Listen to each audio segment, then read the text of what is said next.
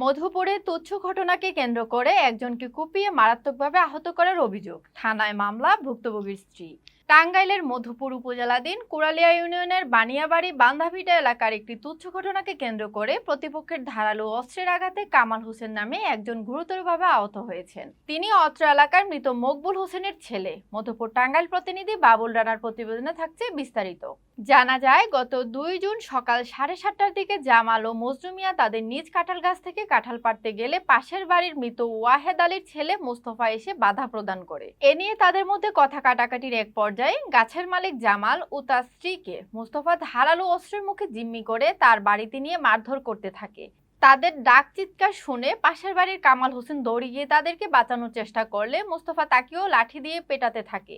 এক পর্যায়ে মোস্তফার পাশে থাকা ধারালো দা দিয়ে কামালকে আঘাত করলে তার বাম পাশের গাল কেটে ধারালো দা মুখের ভিতর পর্যন্ত ঢুকে যায়। সে মাটিতে লুটিয়ে পড়ে জ্ঞান হারিয়ে ফেলে। পরবর্তীতে স্থানীয় লোকজন তাকে মুমূর্ষু অবস্থায় উদ্ধার করে মধুপুর উপজেলা স্বাস্থ্য কমপ্লেক্সে নিয়ে ভর্তি করে।